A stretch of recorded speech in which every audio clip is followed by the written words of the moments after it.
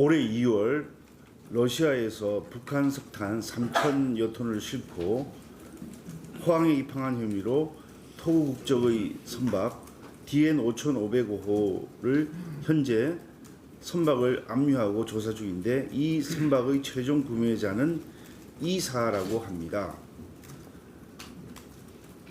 석탄 수입업체 이사는 올해 3월 유엔 안보리 대북제재위원회 전문가 패널의 연례 보고서에서 이 업체가 북한산 석탄을 구매하고 비용을 지불했다는 관계자의 증언이 공개된 바 있습니다. 이 석탄을 운반한 와이즈 어니스트라는 북한 선박은 지난 5월 미국 당국에 의해 몰수되어 미국령 사모 섬에 억류 중이며 미국 정부의 통제 아래 있습니다. 그런데 이번에 다시 포항에 석탄을 반입하려고 한 그 회사가 바로 이 회사입니다. 사정이 이러함에도 수사기관은 북한산 석탄 대금을 지급하지 않았다는 이유로 이전에 와이즈 어니스트에 선적된 석탄 수입 시도권에 대해서 무혐의 처리한 바 있습니다. 이처럼 정부 수사 당국이 수사도 제대로 하지 않고 쉬쉬하는 사이에 아무런 제재도 받지 않고 계속해서 북한산 석탄을 반입하는 지경에 이르고 있습니다.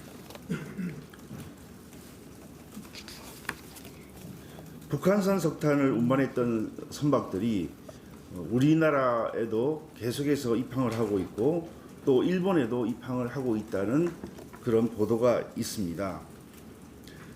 마린 트래픽과 아시아 항만국 통제위원회를 통해 한국 정부로부터 북한산 석탄과 선철 등을 반입했다고 지목된 선박 7척이 지난해 8월 이후 일본에도 입항 기록을 남긴 것으로 나타났습니다. 선박의 이름은 리치 글로리, 샤이닝 리치, 진롱, 스카이 엔젤, 상광 5호, 리치 비거, 진아호 등의 선박이 되겠습니다.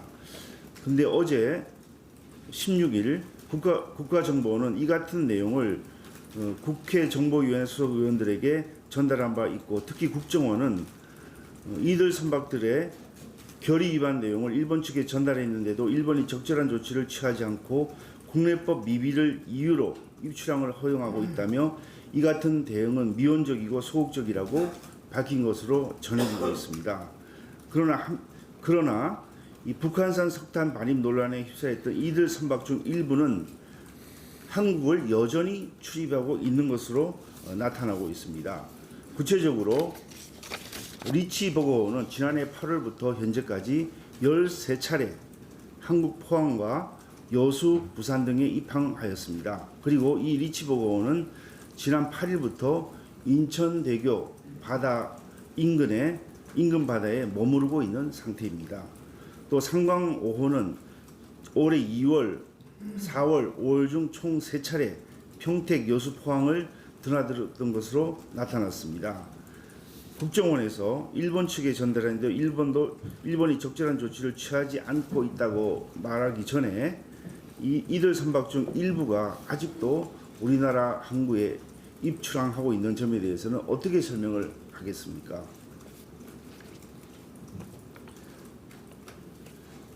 이 사건과 관련해서 자유한국당 대북제재특위는 명백한 정황에도 수사를 제대로 하고 있지 않는 수사당국 및 관련자에 대해서 지난 6월 18일 청와대 안보실장과 관세청장, 해경청장, 수입업체를 직권남용, 직무유기 등 혐의로 서울중앙지검에 고발 조치했으나 아직도 이에 대해서는 수사가 개시되지 않고 있습니다. 문재인 대통령이 15일 일본의 경제보복에 대해서 일본의 피해가 더 클 것, 또 일본이 외교의 장으로 나와야 된다라고 으름장을 놓고 강공을 이어갔습니다. 현실적인 판단이 상황에 전혀 맞지 않습니다. 일본은 내수 중심의 국가로서 한국과 일본이 무역 분쟁이 생긴다면 한국이 입는 피해가 일본보다 2배, 3배에 달한다는 것이 전문가의 분석이고, 또 외교의 장으로 나오라고 해놓고 지난 6월 말 G20 정상회의에 대통령은 막상 참석을 안 한 정상회의도 있고 일본과 정상회담도 못하고 있는 마당에 이렇게 어이없는 말을 한 것은 이해가 되질 않습니다. 일본과의 갈등을 해소하는 데 외교력과 정치력을 집중해야 하는 시기에 문재인 정부는 현실과 동떨어진 판단으로 임진왜란의 12척과 동학혁명의 죽창까지 거론하며 반일 감정을 자극하고 있습니다. 문재인 정부 출범 이후 한일 위안부 합의 파기, 일본 수산물 수입 불허, 대법원의 강제징용 판결로 갈등이 축적되어 이상 징후가 여러 차례 감지되었지만 이 정부의 외교 라인은 전혀 작동하지 않고 방치하며 이를 키워왔습니다. 일본은 앞으로 핵심 산업용 원료와 기술의 반출 제한, 한일은행 간 크레딧 라인 차단, 일본이 보유한 한국 기업 주식에 대한 의결권 행사, 그리고 일본이 계획했던 국내 투자 계획 철회 등이 앞으로 내놓을 보복 카드로 준비되고 있다고 합니다.